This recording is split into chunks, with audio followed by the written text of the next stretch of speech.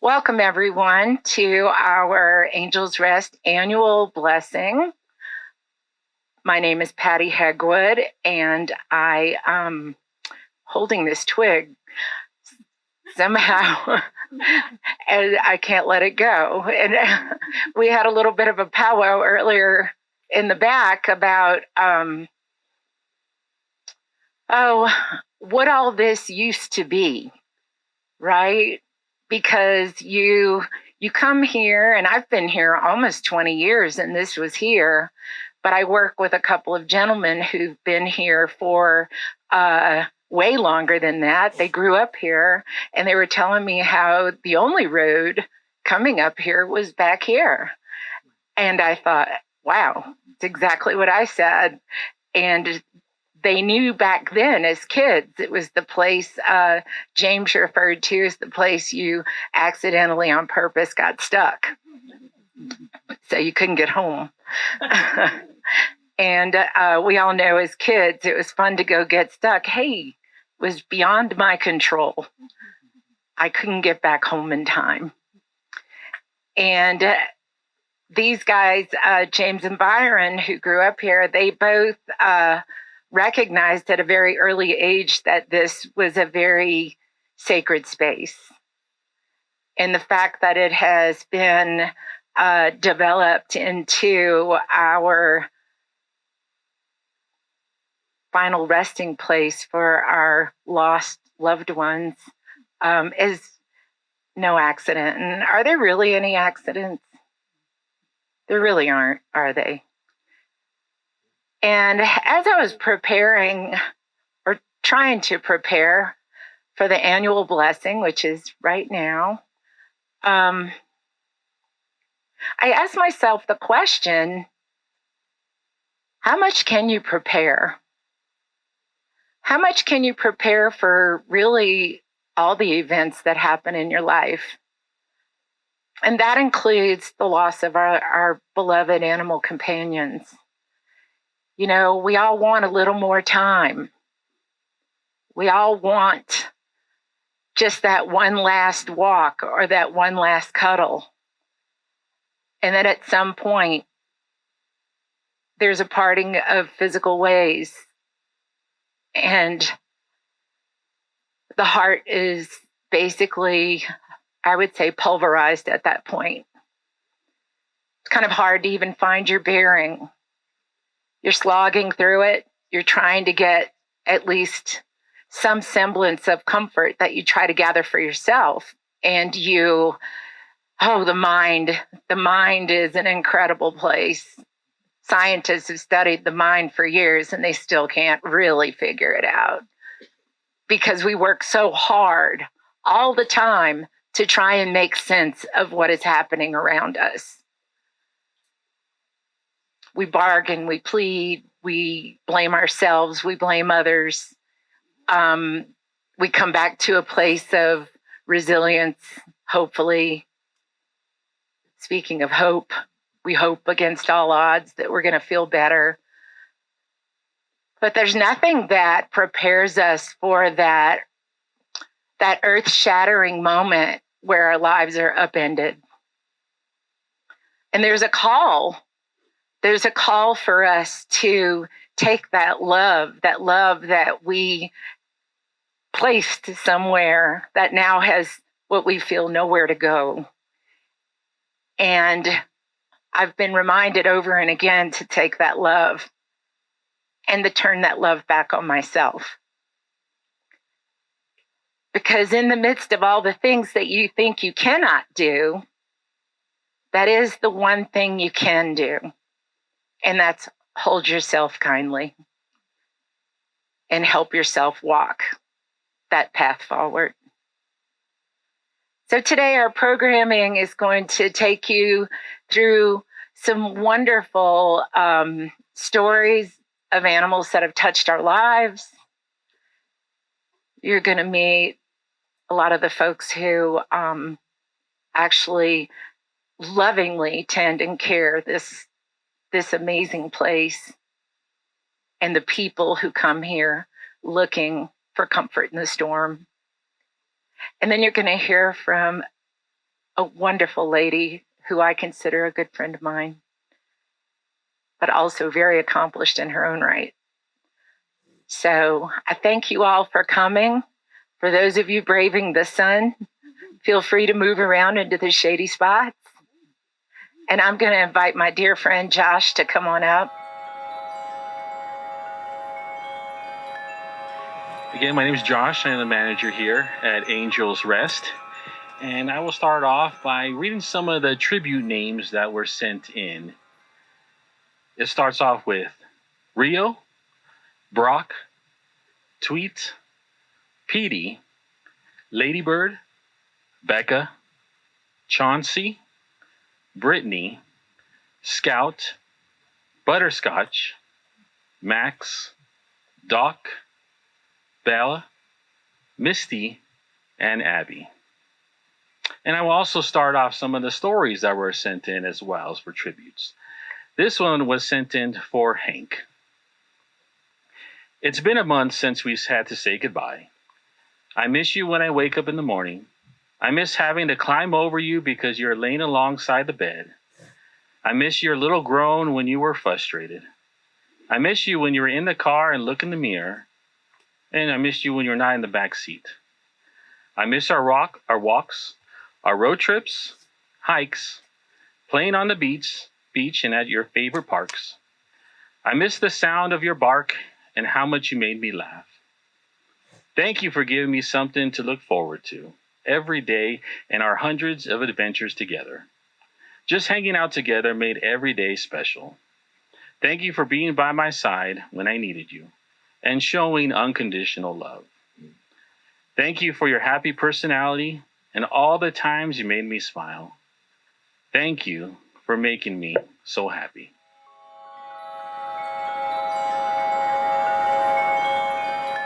Hi, I'm Byron. I'm one of the caretakers here at Angels Rest, and I have a couple stories I'd like to share with you. Randy's Crew is named in honor of Randy, a popular, lovable, and adorable mix who adopted Wayne and Jerry Littleton in September of 2009. Born in Arkansas, Randy bounced from animal control to foster mother before finding his forever home at the Littletons in Maryland. With the goal of helping animals like Randy find quality care and loving homes, plus helping establish our local community and make it thrive, Wayne and Jerry established Randy's Crew in March of 2023.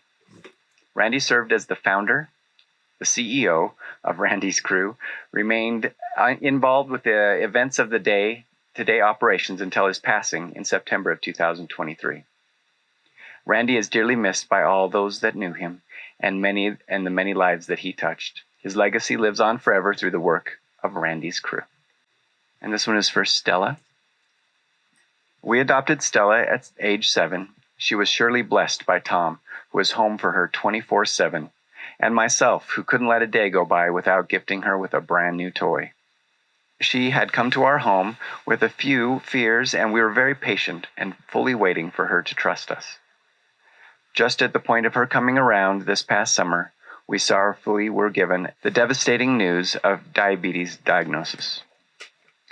We are struggling very much, as we have had her for loving company for just a little over a year. It is such a shock to us. Stella was a sweet and a good dog. She brought joy and love into our lives, and losing her is heartbreaking. The comfort we have is that God blessed us with Stella, gifted us with her, and we're the ones who brought her the love that she so deserved before she went home to heaven.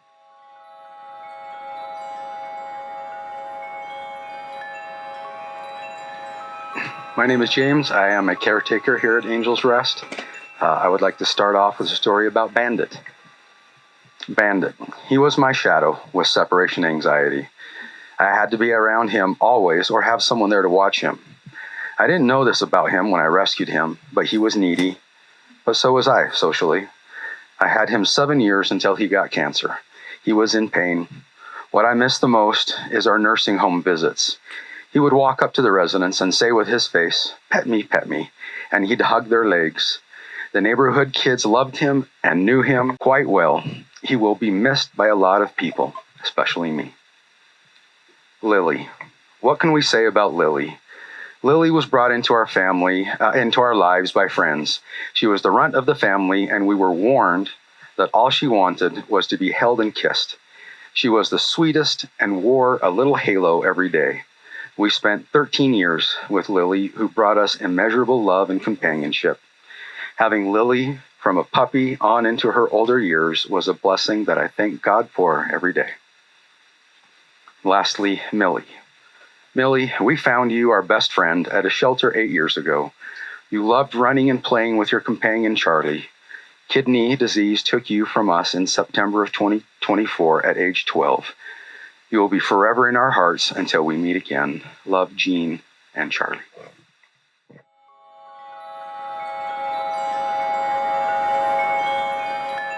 Starting to feel like a raven today.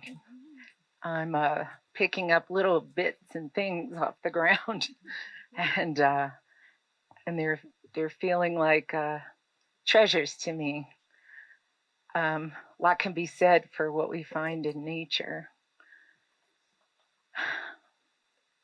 Up next, it's going to be our caregivers who work in the various animal areas, and they'll let you know, of course, which areas they're working in, because up next is going to be Stephanie from Rabbits. And she and I had a really interesting conversation yesterday. And it's no doubt in my mind at all, or yours, if you've ever volunteered at the sanctuary or you visit frequently, how much our caregivers do for the animals in their care.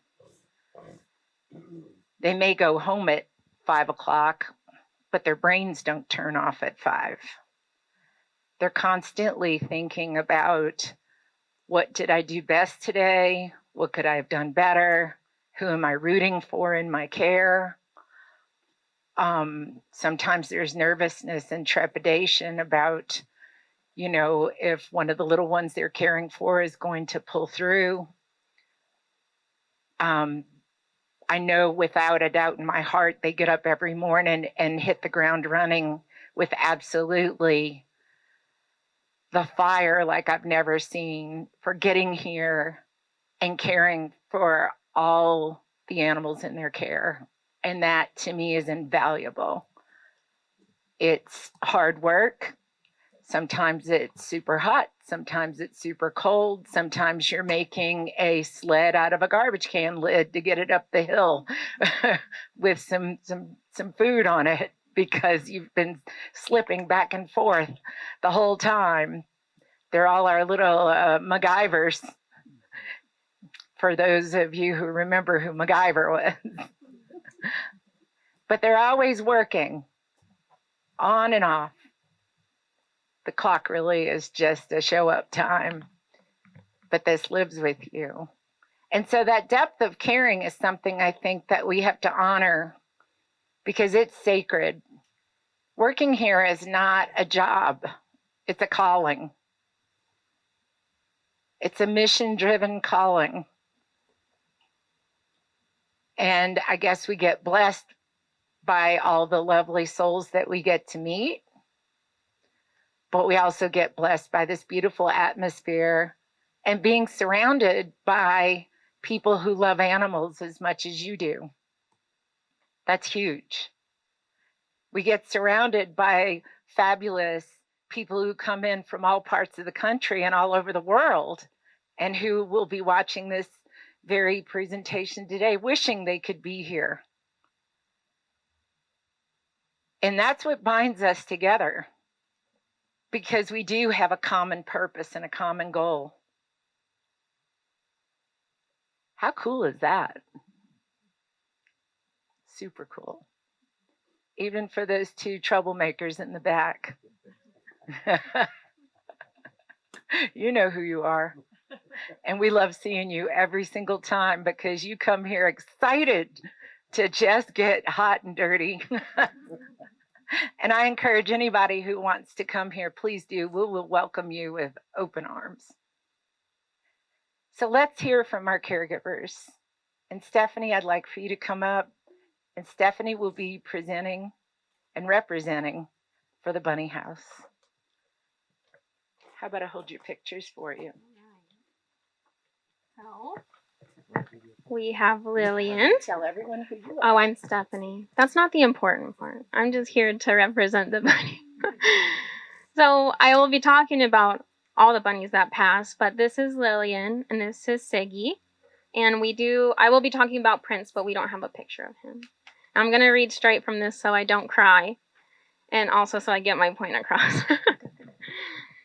This year, we said goodbye to a handful of our bunnies and 2 of our guinea pigs. Dottie, Siggy, Prince, Teddy, Lillian were 4 of our long-term bunnies, while the guinea pigs, Andre the Giant and Brittany, were with us only a short time. Today I'd like to highlight Siggy, Prince, and Lillian. Like most bunnies, they ended up at Best Friends after being surrendered, confiscated, or dumped. They struggled to be valued, but once they arrived at Best Friends, they were more than just valued, they were cherished. These 3 bunnies flourished here at the sanctuary. Some found partners and others settled into comfort with their siblings. It's here that they could be themselves. I'll be honest, most bunnies don't live into old age. From illness to aging bodies, death can be a scary thing for bunnies. We try our best to make them comfortable and always bring their partners along to snuggle them as they cross. When Lillian passed, she had her partner Bobby, a bunny that she had been with for 6 years. 6 years. What a long time to be with someone, to learn their mannerisms, to find comfort in their presence, to find routine. You can imagine it was hard for Bobby when Lillian died. We tried bonding him with other bunnies, but it was no use. Bobby was shut down and struggling to adapt to his new normal. That's adorable. Until he met Torvi and Hope. And Torvi and Hope happened to be Siggy and Prince's old partners as well. Because Siggy and Prince had passed away within weeks of each other, we had made the decision to put Hope and Torvi together despite medical concerns. Turns out, they were a perfect match, not only for each other, but a few months later, they would be a perfect match for Bobby as well. The 3 worked incredibly well together and became a trio, a rare dynamic at the bunny house.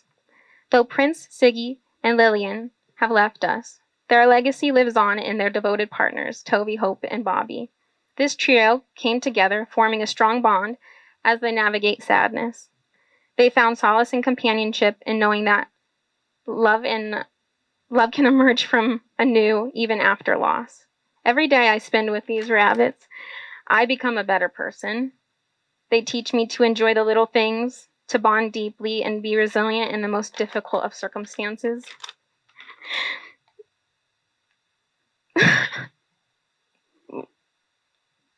Loss at Best Friends is bittersweet. We mourn our losses, but we find comfort in knowing our animals are deeply loved. I find comfort in knowing our bunnies mean the world to us, and their partners are safe and sound.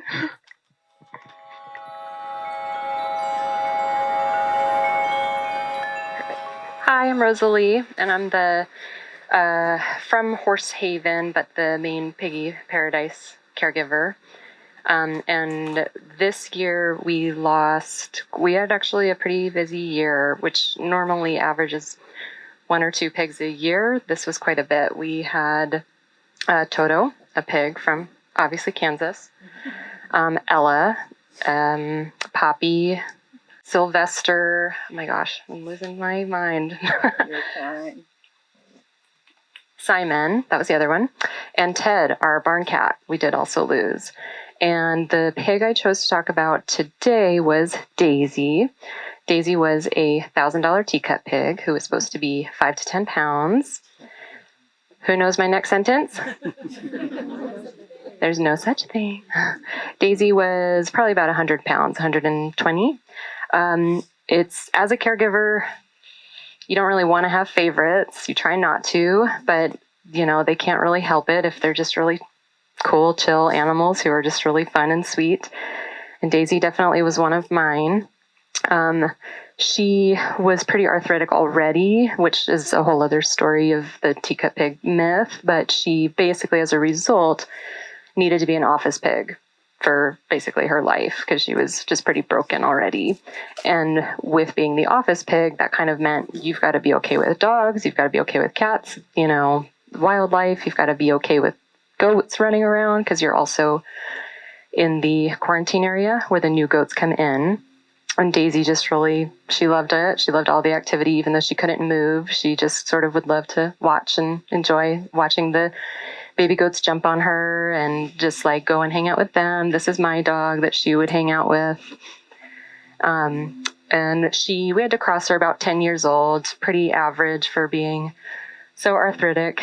But I don't know. I just always really liked watching her watch everything because she couldn't really move and just sort of, and then the goat I chose to talk about is Quigley. Quigley was only about 6 months old.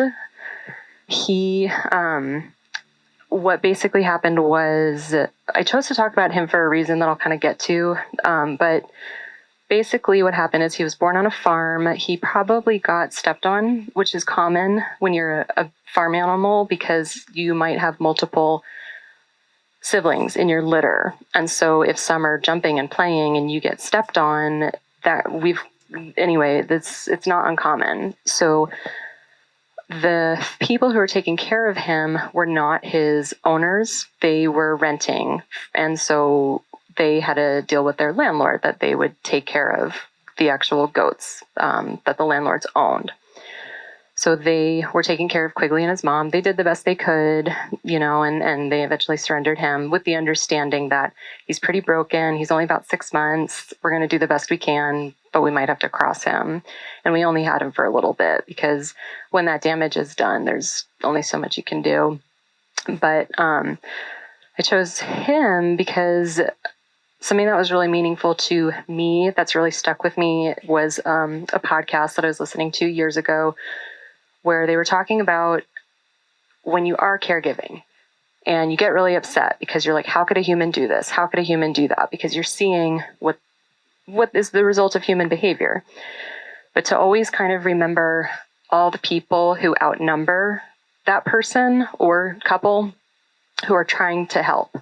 So in Quigley's case, he had the people who weren't even his owners, but were trying. They had the staff here. They had our vet techs. And that was the point of that podcast, was to try and always remember if you're a hoarding case or something similar, how many people are trying to help, how many sheriffs, animal control officers, how many people are trying to help these few animals compared to the one or two people who did this. And that's one of just a really meaningful lesson that stuck with me a lot throughout these years. So that's why I chose to talk about him.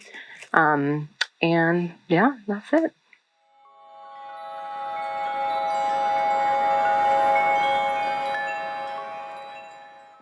My name is Karen, and I am a local volunteer in Horsehaven. 4 dear horses crossed the Rainbow Bridge last year. 3 were relatively recent. Prima, who wasn't even a year old when she crossed. Little Joe, a distinguished guy, down on the bottom. And then Shiloh, who is tall, dark, handsome, and the king of napping. We also lost sweet, gentle, and slightly funky Curly Sue, who is with us for 15 years. As it is across all the animals here, all the animal areas here, and with our own animals at home, no matter how long anyone is with us, we love them completely and care for them completely, and every loss brings grief. My story today is about Curly Sue. She came to us at age 10 and crossed the Rainbow Bridge last October at age 25. Born in 1998, Curly Sue was a purebred Missouri Foxtrotter, which is a lovely gaited horse breed, some of which are indeed curly-coated, but Curls was inbred, and genetics didn't favor her. She didn't grow much of a mane or a tail, and had a sensitive mouth and sensitive, easily inflamed skin. By the time she was 10, her owner decided to discard her by ending her life. But fortunately, a neighbor got wind of his plan and contacted Jen Reed, who is the manager of Horsehaven, who agreed to take Curly Sue in. Jen found that Curls also had a horrible case of ringworm. She had mouth ulcers and showed other signs of neglect and abuse. This was in 2008. And with much vet care and staff care, with love, patience, and time, Curly Sue began to shine. She got a bucket of water to dunk her hay in to make it soft for her mouth.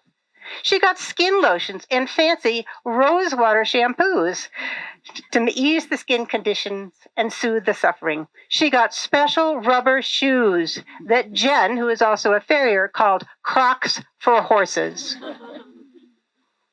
Horsehaven senior trainer Ann Hepworth trained Curls, and after fashioning a custom bridle without a bit, so it wouldn't bother her mouth, she rode her in at Horsehaven for a while. Curls always loved her snacks and her cookies for rides and training well done. Next photo, I think. Yep. She had a good life, and over the years lived in different paddocks with different equine friends. Here she is with a mule and a donkey, meeting many visitors along the way.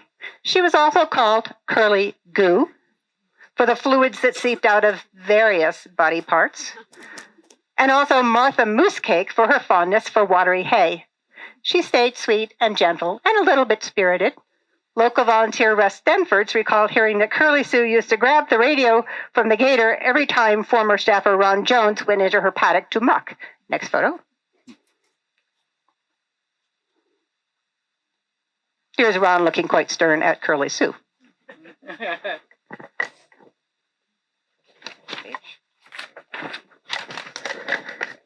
Next photo. Horsehaven team lead Christy Gerard recalled that one Halloween for a best friend's party, the staff dressed up Curly Sue with moose antlers to accompany then staffer Julia Spragia, who dressed up as Paul Bunyan. Curl stood still for a long time while people fussed over those antlers, and because she wasn't tied up because she was such a good girl, she just walked off. Over time, Curl started to trip and fall while riding, so that stopped. She occasionally stumbled and fell in her paddock as well, which the vet staff determined was neurological and not likely to improve. She got stuck on the ground more than once.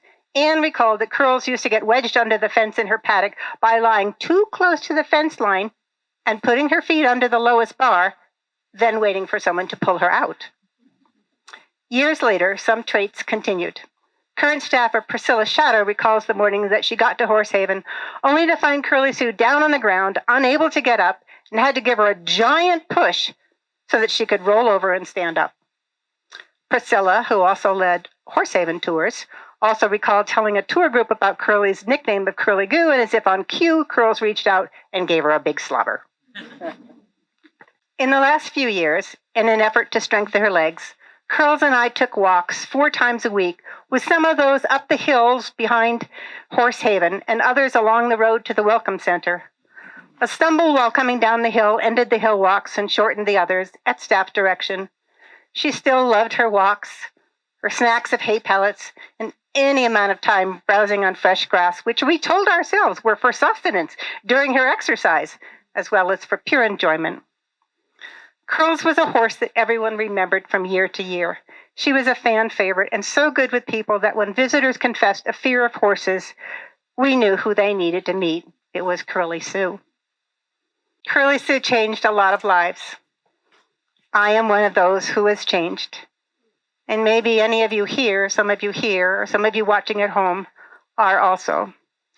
I am so glad that we got to change her life too. Thank you.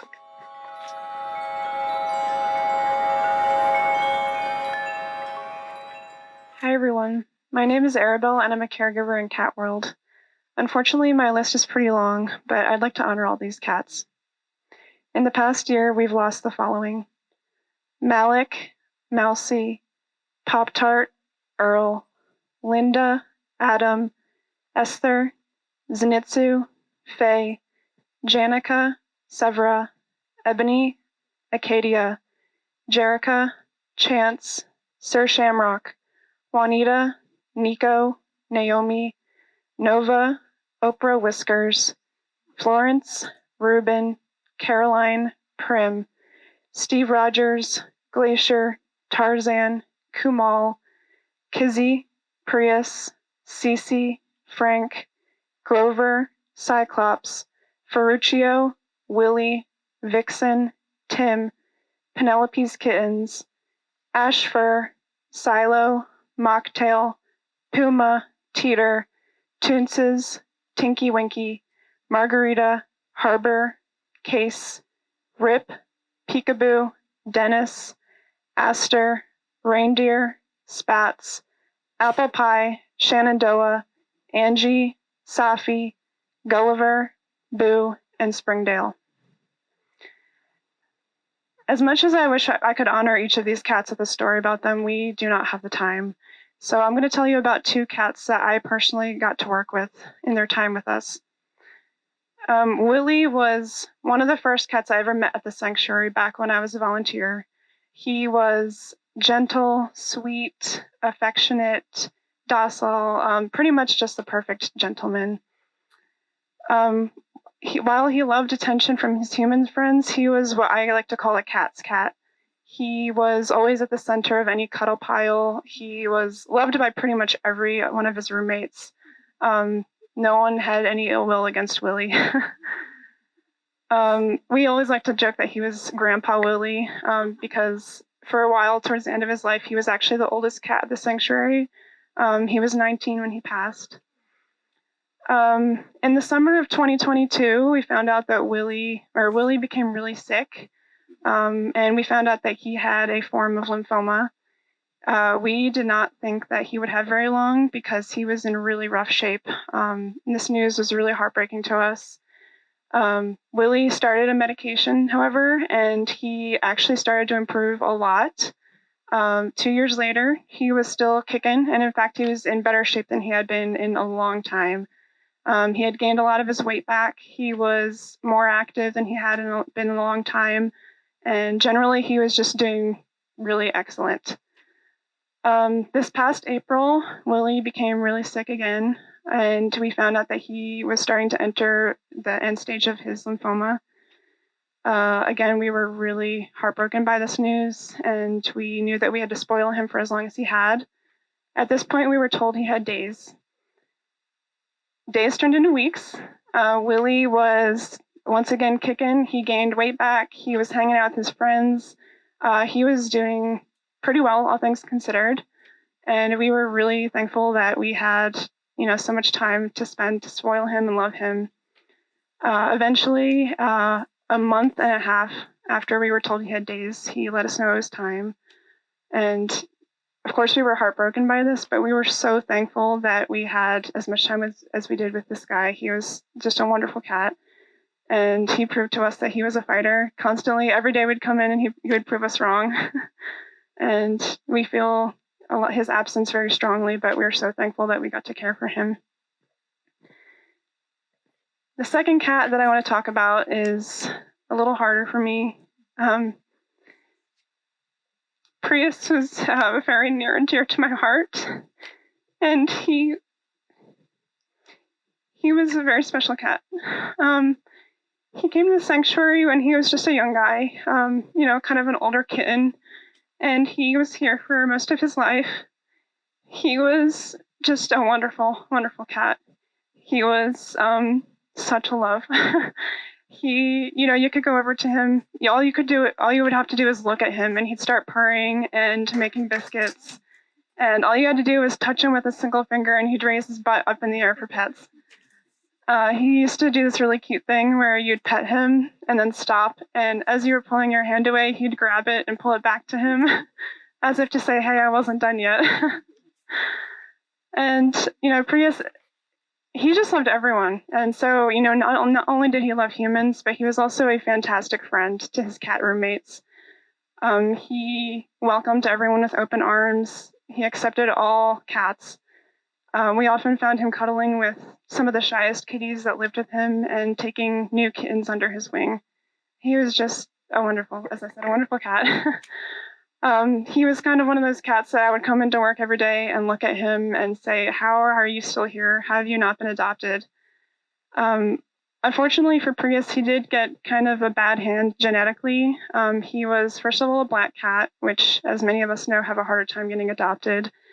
And he also dealt with chronic upper respiratory infections. What this means is that he was frequently a little snotty and sneezy.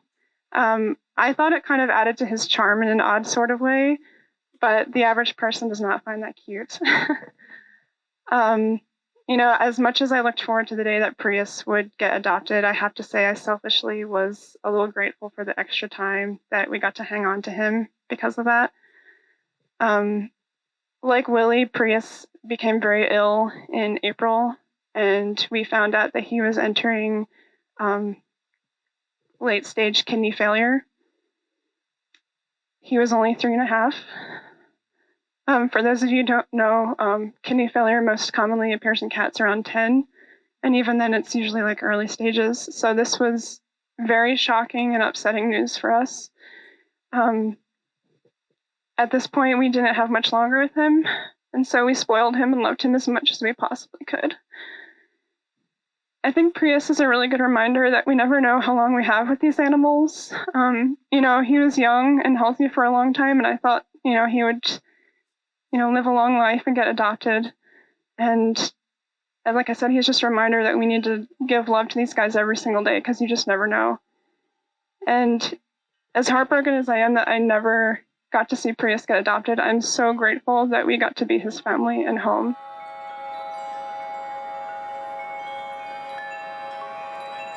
Exactly what I was talking about. You guys, you pour your entire hearts into these little souls that happen across our doorstep, and they're grateful, and everyone is grateful for that. So thank you. Miss Sadie with Wild Friends. Not sure if folks know, but we do wildlife rehab in 150-mile radius? Oh gosh, I think so. Yeah. Most of Utah and some of Arizona. So you guys see a lot. Yeah. Yeah. Well, since you don't have any photos, don't be sorry to me. We'll hand over the mic. Well, thank you. Hi, folks. I'm Sadie. I'm with Wild Friends, like we were talking about. We do have a wildlife rehabilitation clinic as part of our department, but we also take in adoptable animals, and we hold on to some wildlife ambassadors as well. And we did lose some of those friends this year. This year we said goodbye to Amelia the gull, Nunu the great horned owl, Novel the raven, Cryptid, our little mystery turtle, Mr. Jones the crow, and Bonnie the rat. They were all really special in a number of ways. Nunu, the great horned owl, had been with us for almost 20 years. She came here in the early 90s due to some injuries she had sustained, maybe from a car accident. Because of her injuries, she couldn't be released back into the wild, but she remained a wonderful ambassador here to owls and all kinds of wildlife. During her time with us, she was a companion to a number of different owls, and she helped teach countless members of the public about the wonders of raptors and about all the different ways we can help protect wildlife as individuals. Cryptid was our mystery turtle. She came to us about 2 years ago. Someone had found her roaming in the desert with some shell injuries, and we never found out what kind of a turtle she was. We asked countless vets and all kinds of different reptile experts. She was her own special individual. She was a strong fighter, and we were very lucky for the time that we did have with her. She really enjoyed spending time in the sun with her caregivers, and we're grateful to have known her. Mr. Jones the crow was with us for about 2 years. We like to call him the world's littlest crow. He was so very tiny. He was another wildlife ambassador, came to us with injuries that meant he couldn't be released back into the wild, but he formed a very strong bond with one of our other crows, Ebony. She was very protective of him. Anytime anybody went near their enclosure, she would call them off so that he could stay safe.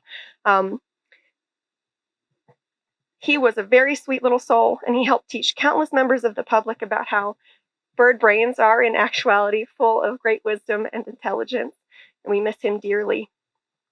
And finally, Bonnie the rat came to us with her partner, Clyde, and not too long after they had arrived, Bonnie gifted us with a surprise in her baby, Boo. Bonnie and Boo were a wonderful pair. Bonnie was a great mom to little Boo. Not too long after Boo was born, Bonnie's partner Clyde had a special operation that meant we wouldn't get too many more bonus surprises after the fact.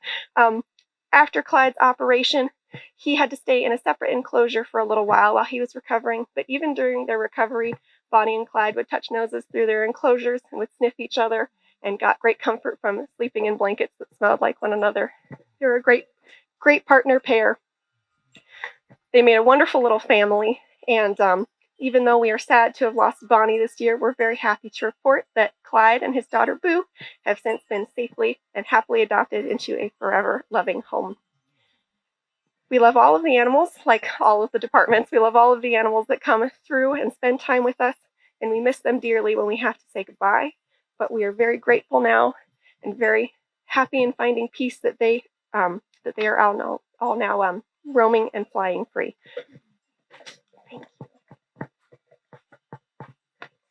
Thank you, Sadie. You know, Wild Friends has to speak so many languages, from rat to owl to crow. Oh, the list goes on. It's my, we have to not only speak all these different languages, but there are areas where we have to do a real deep dive, because not only are they different languages, but individual personalities. And it's my honor and privilege to bring up here Tom and Jess, because these guys come up and they are always vigilant about championing, not for only for the animals that they care for, but for the ones who have left us and have left indelible prints on our hearts. And I would love for you guys to come up here and let everyone know all about what has gone on in Dogtown. See if you can make it past the tree and tell us about those kiddos. Jess is going to go first. Okay. Do you want to hold some photos?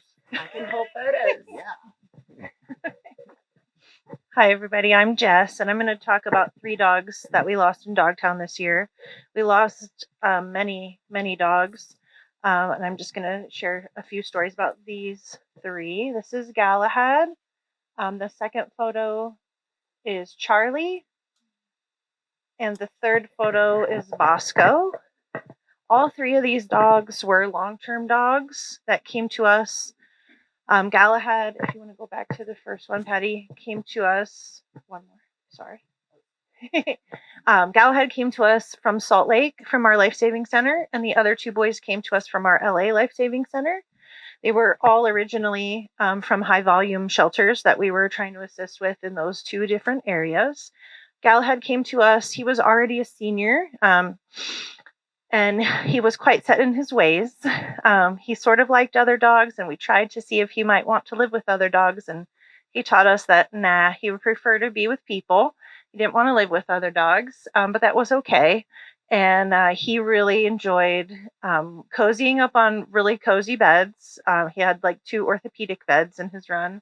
He loved new toys, so you could always bring a smile to his face. If you brought him food or toys, he really loved toys, and going to our dog park and sniffing out all the scents there. He had a little trick that it would be wrong of me to not mention. He'd roll over on his orthopedic bed as if he wanted a belly rub, but it was a trap. And so it was one of the first things we taught all the new staff was not to fall for the trick. Except later in life, he had one very special friend who he actually wanted belly rubs from, and she was able to do it safely. And he loved it, and he loved her. So that was very cool to see. But he was a really fun dog to take care of. Like I said, he loved food, very food motivated dog, loved his walks, and was very much part of our family here in Dogtown. And he never found an adopter of his own, but he had us as his family. And I think he really actually liked it that way, the older he got. So that's Galahad. Charlie came to us, like I said, from Los Angeles. And he also preferred to live by himself and have all the attention of humans. He was really sweet and gentle with people. He had a few medical conditions that required regular blood draws and things like that. And we had to kind of work out some deals with him in order to get his care done properly. But he was a real trooper. He loved toys. They were some of his favorite things. And he originally, we thought he had a medical condition that might require some special care for eating. And it turned out he actually did not have that condition, which worked well for him. But he always ate out of a riser just as a precaution. Really very eager to let you know it was time to eat, for sure. One cool thing about Charlie is when he first came, he didn't really feel so comfortable getting into cars. I don't know, maybe he didn't like the long drive from Los Angeles or something. Probably not that. But he worked really hard with us and our volunteers to start going into cars and enjoying car rides and outings and things like that. And that really opened up his world, because if you're not comfortable jumping in a car, it makes your world a little small. So we were really happy when he got more comfortable with that, and that was one thing that he really enjoyed for the rest of his life here with us. He was with us for quite a while. So again, he never found a family of his own through adoption here, but he will always be part of our hearts. Both of those dogs passed away. Not that any loss is ever easy, but as senior dogs living a life well lived, and through many complications that senior dogs get, like arthritis and back end troubles. This one's a little different. This is Bosco, the boss man, as I like to call him. He came to us from Los Angeles with his brother, Buster, who the silver lining is Buster's happily adopted. Bosco came to us because of a lot of medical issues. He had collapsing trachea, an elongated soft palate. He eventually blew one of his knees, because despite all those things, he thought he was like the Energizer Bunny and could do everything. If you were ever on a tour behind the scenes in Dogtown, you could see him attempting parkour out in his yard. No matter what we would do, that was still a choice he liked to make. He loved to dig. We joke that he was excavating his own underground in-ground swimming pool. Because he was always digging. He had a pool. He also loved water. So I don't know, maybe he was onto something there. But he loved people so much. He was like a wonderful, cuddly dog. We always had to be careful with the activities that he did because of his collapsing trachea. He couldn't, for example, be out in the heat of the day. He was blocked inside his airlock. But he had his pool in there, so that kind of made everything a little bit better. He loved hard toys, like giving him new hard toys that were like indestructible. He really loved that. And the thing I really loved about Boss was that he loved to go away from Dogtown. Dogtown's a wonderful place, but he thrived in the car. He could just relax and cuddle and snooze. Thanks to a few really kind volunteers, I had the opportunity to take him on a couple of outings to the cottages, where he sat in the recliner and got to do all those cool home things and just kind of relax his brain, which was sometimes in overdrive in Dogtown.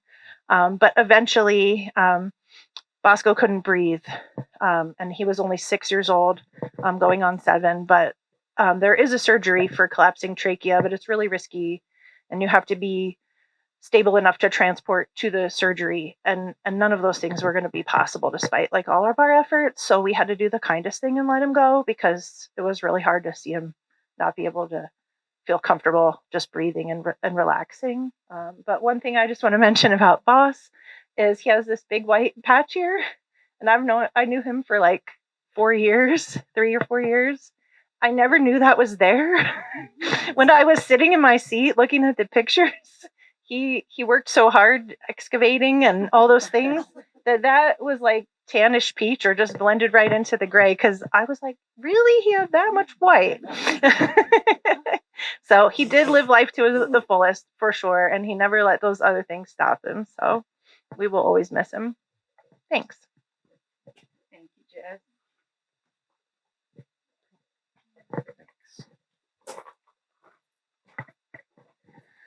Hi, my name's Tom. I'm also a caregiver in Dogtown, and I have 3 dogs to talk about, only 2 photos. But I want to start just by talking about one of our human friends that we lost this past year. Her name was Lupi Sandoval. Loopy was a friend and a caregiver and a big part of Dogtown during her career here. 14 years ago, I applied for a caregiver position in Dogtown. And when they invited me out for my working interview, I had made arrangements through email to stay with someone named Loopy Sandoval. I did not know who this person was, but she instantly showed me kindness, and she opened her home to me. She let her dog sleep with me. She was such a generous, giving person. She was a big part of Dogtown, very smart, very well liked in Dogtown, and I want to thank her and honor her for the things that she taught me early on in my career when I was just a wee freshman. The first dog I'd like to talk about, this is Boxer. Doesn't look like a boxer, does he? This is Boxer, who arrived from St. George with his mom and 5 other siblings. We have 2 of those. Well, we had 2 of those. There's 1 of those left. Boxer was a favorite among his caregivers, among the Dogtown staff that cared for him. He was loved tremendously by all the people that were close in his life. I don't really know why his name became Boxer, because he actually had a DNA test done on him, and 50% of his DNA results came back Border Collie, American Pit Bull Terrier, and Bloodhound. And only 4% of his DNA results were Boxer. Now, his sister is named Akita, and she looks nothing like an Akita. So that's how it goes in Dogtown. Anyway, Boxer was well loved by everyone who took care of him. You can go to the next one. This little guy's name is Chaos. And as you can see from the picture, he's appropriately named. Chaos was only 18 months when he arrived from Rifle, Colorado, and we integrated him into general Dogtown population. I think I was Chaos's first caregiver in Dogtown. He lived with a bunch, I say 3 or 4 other dogs in a group run. Chaos was a Border Collie mix, but he was smaller in size, probably only 30 to 35 pounds, something along those lines. I will share a story about Chaos. When he arrived, he lived in an area of Dogtown known as the Clubhouse. And for those of you who have volunteered in Dogtown, you know where the Clubhouse is. I was his caregiver. And back in those days, this was about 2015, 2016. Back in those days, we used to get daily tours from the Welcome Center. These were unsuspecting visitors who were chaperoned around in a van by a tour guide, and they would stop in Dogtown at one of the areas. And so we would get a daily tour that arrived at the Clubhouse where I was a caregiver. Chaos was a relatively new arrival, and because he was smaller and cute and adorable looking, I decided to bring him out to to greet his first tour in Dogtown. And as it turns out, that wasn't my finer decision. It also turns out that Chaos was quite appropriately named. As I brought him to the crowd to introduce him and let them put their hands on a dog, he jumped up and nipped at someone's face. And so that was not only Chaos's first Welcome Center tour, that was also his last Welcome Center tour. Chaos was only 9 years old when he crossed. He had an internal mass that ruptured, and he went pretty quickly, as was the case with Boxer, the other photo. They both crossed from ruptured internal masses that we didn't want them to suffer, so we helped them cross the Rainbow Bridge. Lastly, Patty, I'd like to talk about a dog who I don't have a picture for. Sorry about that. Patty mentioned early on in this program about how working here as a caregiver is not a job, it's a calling. And I'd like to say that one of the things that called me here and one of the things that most motivated me to come here was the story of the Victory Dogs. Now, back in January of 2008, as some of you might recall, we accepted 22 dogs from a dog fighting operation in Virginia that was run in part by former NFL quarterback Michael Vick. We named these 22 dogs the Victory Dogs. Some of these dogs were really shut down. Some of these dogs were rather snarky and somewhat aggressive towards people. These were deemed the 22 most difficult cases of all the dogs that were seized from this property. And Best Friends made the decision with some assistance from legal professionals, to try to help these dogs and evaluate them as individuals. The dog I'd like to talk about's name is Handsome Dan. Many of you might remember Handsome's picture. Handsome was adopted eventually to a very loving home in Rhode Island, to a wonderful mom named Heather. And while Handsome crossed approximately 5 years ago, his mom, Heather, made the decision to send some of his cremains here so that we could place them in Angels Overlook, right up on top of that cliff right there. And she also sent a special stone that she asked that we place on his marker. So we were happy to do that for Heather. I consider Heather a friend of mine. We honor all of those victory dogs, and I just specifically wanted to remember and mention Handsome Dan tonight. And thanks for listening.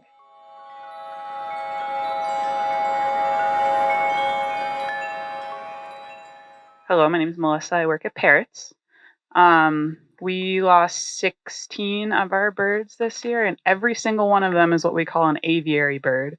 These are birds who came to us from really rough situations, backyard breeders, hoarders. They've had little to no human contact, or no good human contact. And so when they get here, we will put them in large aviaries with similar species, and they can fly around and interact with each other and choose to interact with us or not. And most of them choose not to, and that's totally fine. This little spunky girl right here, this is Great Answer, is an Indian ringneck parakeet with a lot of personality and opinions. She was the boss of every aviary space she entered. At one point, her and her mate Ramses had an entire aviary to themselves because they couldn't play nice with any of the other aviary birds. She was the sassiest during feeding times. She was always the first to the food bowl. She had to be the first to get the treats, always. She was always watching, always judging. That's her judgmental face. And it was every single time any of us entered the aviary, she was just watching us. She kept us on her toes and helped turn her mate Ramses, a extremely shy Indian ringneck parakeet, into a more confident bird. Her sass in the aviary is missed every day.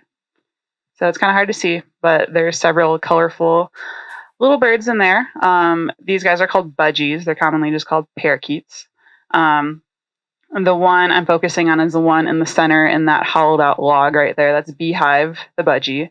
She's a beautiful pale blue budgie parakeet that lived in an aviary with over 20 of her friends, 7 of which we lost this year as well. We get a lot of these guys. People often impulse buy them from the big box pet stores without adequately preparing for the level of care that even these smaller parrots require. A lot of people think that these guys are lesser of a parrot. That doesn't really exist. These are still intelligent little creatures that require the same level of care as even our really large, really long-lived parrots need. We don't know much about Beehive's past. She came from Las Vegas, from a rescue we work with down there. She was always very cautious of us, and she much preferred the company of all of her friends, which is fine. She was one of the busiest budgies in the aviary, though. I often get comments from volunteers. They're like, wow, that beautiful blue budgie has just been shredding that toy. I've been cleaning the floor, and they're just making a mess. And I was like, yeah, just clean it once and just don't look back. Like, you just can never look back. So that's a yucca log that she took, probably less than a day to hollow out. She just spent the entire day just shredding it. And whatever, it's fine. Whatever makes her happy. She was really fun to watch.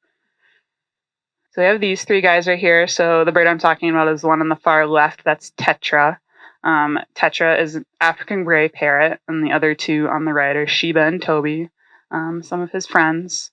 Tetra came to us about 2 years ago from a really bad hoarding case in Nebraska.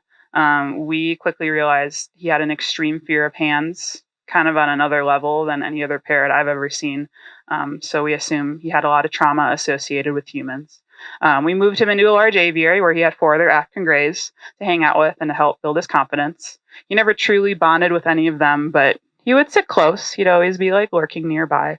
They definitely helped build his confidence. He never became comfortable with our hands, and that's fine. But he did learn to take a treat from a bowl if we held it right up to his face. He didn't want to have to work for any of that. Hold it right up to his beak, and he'll be like, "Okay, like I'll take the treats," which was really big for him, and took us over a year to get to that point. Tetra loved to whistle. He would do the wolf whistle call. Like if you've been to parrots at all in the last 2 years and you've heard that wolf whistle call, that was Tetra. He would do it all the time. He'd do it when he was nervous. He'd do it when he was happy. He'd just do it all the time. So we know next to nothing about his past, but his leg band indicates that he was legally taken from the wild sometime pre-1992 when importing parrots became illegal in the United States. Unfortunately, the illegal pet trade now is still very active today, as these birds make the best breeder birds for the pet trade. As a result, African greys, just like these three, are now an endangered species in the wild in sub-Saharan Africa due to the pet trade. These guys should have never been taken out of the wild in the first place. None of our birds should be with us in cages, in captivity. These are still wild animals, only a couple generations removed from the wild, some straight from the wild. And Tetra has really helped us educate countless volunteers and visitors about the realities of parrots in captivity. His loss was an emotional one for me. I mean, he probably didn't really like me that much, but I don't know. I take comfort in knowing that he spent the last couple years of his life with us in a safe place. And now he's finally flying free out again like he should have been his entire life.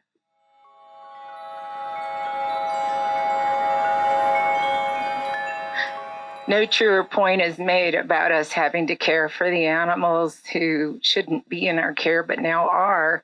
And now we have to promote, adoption and ownership of those animals because they can't live back in the wild. And it's a really tough circle you guys live in. One of the many tough circles y'all live in. And that's why I'm so endeared to the work you do. So, speaking of people who have a calling, a mission, a purpose beyond anything I could have imagined maybe 4 or 5 years ago, even though loss, like everyone here, loss has touched my life in significant ways. Finding our way through and learning to live with takes a considerable amount of education and drive and discipline and people who have devoted their lives to helping others and illuminate their path. And that would be Dr. Amanda Weiss, whom I have had the honor and pleasure of working with on several occasions, but who teaches me something new every single time we talk. Don't let her youthful looks fool you. She's a licensed clinical psychologist with a focus on pet loss and grief companioning, and been practicing over 14 years, if you can believe it. And there's a lot of wisdom packed into this beautiful lady that I'm about to introduce. Well, I'm just going to introduce her. Come on up, Amanda. It's Amanda Weiss, ladies and gentlemen. Thank you, Amanda, for being here today. Thank you, and thank you for that very kind introduction. Okay. Hello, everybody. So I can talk about grief for hours, but I would like for you all to leave before sunset. So I'm going to try as best as I can to stick to my script. Loss, deceased, dying, died, dead, death. Anybody uncomfortable yet? Yeah? So the D word and its various tenses, as a society, we have come up with so many euphemisms to avoid even saying the word, let alone knowing how or being willing to talk about it. Yet for humans, it is one of the few things in life that is inevitable. Taxes, right? Pain, loss, grief, and death. Even for animals, while they're fortunate enough to be off the hook with taxes, pain, loss, grief, and death are inevitable for them too. For something as universally experienced as death and grief, so many people are still operating off the old programming to feel uncomfortable and awkward around the subject and avoid talking about it because it's bad. If you're feeling called out, please know that this is not your fault. This is unfortunately the culture that we live in. We've also been conditioned to mask pain and sadness. Get over it. Don't be sad. At least blah, blah, blah. Others' discomfort and inability to hold that space oftentimes leaves the bereaved feeling like a burden and ultimately without support. Even worse, as humans, we may start to beat ourselves up for feeling the way we do and question whether our pain and grief is actually valid. This is a recipe for suffering, by the way. 0 out of 5 stars, would not recommend. Yes, it is profoundly and devastatingly painful to lose beloved animals, regardless of the context, the cause, or how long they were with you. And the pain is showing up because of the deeply meaningful connection and unconditional love and acceptance you and these beloved animal companions shared. Grief is love with no place to go. Now, what if I told you I've got a little machine here, and there's a little red button on the top of it. And if you press this red button, all the pain will permanently disappear. There's only one side effect though. If you press this red button, you don't love animals anymore. You don't care about them. You don't care about the adventures that you went on together. You don't care about the snuggle sessions, the micro and macro doses of oxytocin throughout the day. Frito-scented paws that are a bit like aromatherapy for some animal parents. Guilty. You don't care about being greeted when you return home, regardless of whether you were less than patient with them earlier that day. Sorry, the emotion ocean is stirring a little bit. You don't care how being responsible for their needs and being playful and exercising with them were improving both yours and their well-being. You don't care about witnessing that moment that a terrified and traumatized animal realizes they've been rescued and they are finally safe. You don't care about all of the pure love that you shared that saved each other day after day. And the list goes on. If you press the red button, you don't care about animals, and in general, nothing matters to you. Because anything that truly matters to you that can be lost, which is essentially everything, risks causing pain at some point in time. So all of the pain will be gone, and you will never know all of the love, joy, and purpose to be had and felt. So here's the question. Do you want to press this red button?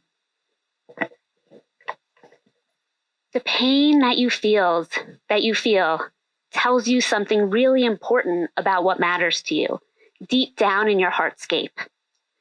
The sweet and the sad, the joy and the pain, the love and the loss. They are all poured from the same vessel, our heart. We hurt where we care. If we did not care, we would not hurt. Sure, not caring is an option. It's really not the solution though, because we would ultimately suffer more because a life without caring about and taking actions towards what is important to us will likely feel quite empty and meaningless. The only way to get to Vitality Garden, having a rich and meaningful life, is continually sprinkling our values into how and where we choose to show up every day. And the path to Vitality Garden is paved with the lessons our losses and their pain taught us about who and what we value most. appreciating and loss are two words that you really rarely see together. Another consequence of society's old programming, so the concept can be a bit baffling. Appreciating loss does not mean rejoicing in the loss. It does not mean feeling glad about it or wanting these animals to die. When a sour dish of loss is served onto the table of your life, and these two words are used side by side, appreciating loss is actually a powerful force that can liberate you from the shackles of suffering, where you can take action on what is in your control, where you can find treasure in what life does have to offer, and where you can live your values in the face of these losses. In many ways, our losses are like mentors or professors that have so much to teach us, when and only when we are willing to open up, make room for, and listen. The pain we feel when our animal companions leave us carries an abundance of wisdom that can be difficult to hear, yet necessary and beneficial for our healing, growth, and vitality. In a culture that sends the message in 1,000,001 different ways that there is something wrong with feeling sad, I cannot emphasize enough that your pain is your ally. It's not the enemy. Your pain is your ally. The painful thoughts and emotions we experience before, during, and after we lose our beloved animals serve at least three useful purposes. First, our grief emotions help us to communicate to others and ourselves about what's going on for us, how we're feeling, what's happening underneath the skin. Guilt, sadness, anger, those emotions tell us that we're struggling with something very painful and that we need to hold ourselves more kindly and be the supportive friend to ourselves that we want to have by our side during this time. Sadness also communicates to other people that you've lost something and that you're hurting. And that communication, if the other party is an animal lover, or they just happen to be a kind, loving, empathic person, they're likely to respond in a caring and supportive way. If we hide our sadness away, push it down, pretend it's not there, put on a happy face, or show an angry face instead, then that useful purpose of sadness is not being served. Our emotions also motivate us to act in certain ways. For example, sadness can motivate us to slow down, recoup, be a little gentler and more permissive with ourselves when we need to hit that pause button. Regret and guilt in particular can be painful and powerful fuels for motivation. When I notice myself thinking about my late Riley Carter and coulda, woulda, shoulding all over myself and condemning myself for circumstances beyond my control, I try to use what I call hindsight, right? What does this pain teach me about what is important? And what did I learn from this experience? Which moves me to show up and behave like the dog mom I want to be with the fur babies I still have time with. As I mentioned earlier, another incredibly helpful purpose our grief emotions serve is to illuminate what is important to us, what matters to us. Pain and values are the flip side of the same coin. It is through our pain and in its absence that we actually learn what we care about. We hurt where we care. In a devastating way, loss can guide us towards being better humans when we are willing to put out the welcome mat. Who do you want to be in the face of this loss? How do you want to put your values into play as you go through this? How do you want to treat yourself? How do you want to treat others? How do you want to show up for the other animals in your home, your community, or at work? What do you want to do in the world in the face of this? Another important lesson we can take from Dr. Loss is that there are pleasurable, enjoyable, beneficial aspects of life that are still there amidst the pain and grief, and that we have a choice to take the time to treasure, savor, and appreciate those experiences. There is all of this pain and hurt here, and I can still notice, savor, and appreciate what life has to offer, even and especially the little moments. It is not uncommon that losses actually foster a changed sense of priorities as they peel back the veil of what is important and what is just trivial. We can also develop a greater appreciation of life, start to see things that we normally take for granted, and have more empathy or understanding for what other people are going through with their losses. All of these positive growth moments can, and they do, come through, even in the midst of our grieving process. A little disclaimer though, as you tune into and appreciate the treasure or even connecting with fond memories, there will be times that in itself triggers sadness and other painful emotions. That is completely natural and normal. Normal doesn't really exist. So appreciation and sadness are like intimate dance partners. Appreciation and sadness are like intimate dance partners. And so when you're connecting with the treasure, those fond memories, and the sadness comes about, the invitation is to make room for the sadness, to hold yourself kindly, and to tune into the values linked to that emotion. Remember, we hurt where we care. I'd like to wrap up today by sharing a story from my first night at the Roadhouse.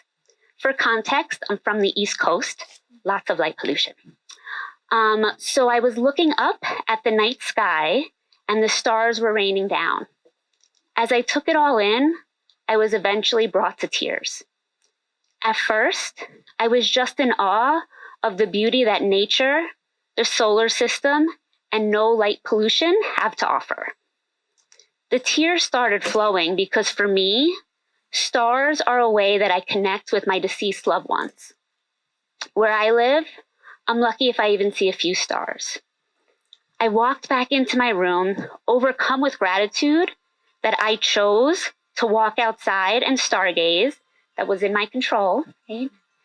And I also was overcome with an abundance of appreciation for the breathtaking starry sky that afforded me such a special moment full of sadness and loss and a visceral reminder of so much love. Thank you. Thank you, Dr. Amanda. That was beautiful. Yeah, the concept of that red button, it is. I don't know if any of us would boink that red button. Yeah, thank you. So I would like to take, that was just so incredible and a lot to take in. And I would like for us all to take just a few seconds, moments, and let's just offer up some silence for our loved ones that we're missing, for our loved ones that we're loving, and for our tender, wonderful hearts that we will vow from this day forward to hold kindly. Yes?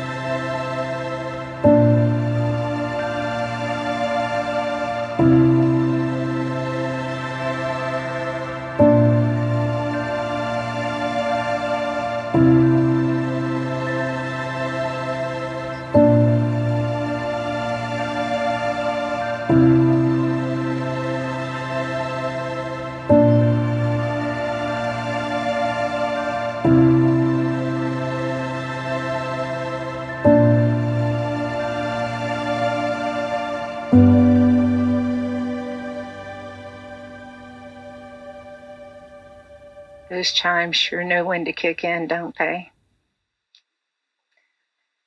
So I'm carrying around this rock that I picked out, and this is also it's something tactile sometimes that you can hold on to, especially in moments when you just need to center and connect. And I want to invite you all. Well, first of all, I want to thank you all for coming. It's wonderful to have you here and to hear such amazing stories and to feel all the love that's out here right now. I would also love for you all to come over to the table. You're welcome to light a candle, to take a rock of your own, to enjoy some refreshments. We have cookies and I think it's water. Because it's the desert, we have to drink our water. And so I want you to please hang out as long as you would like. And everybody's here to talk and interact and answer any questions you may have. So to wrap us up, I would like to bring my dear friend Josh up here because Josh is going to end our program with a wonderful prayer for all of us. Thank you, Josh. Thank you.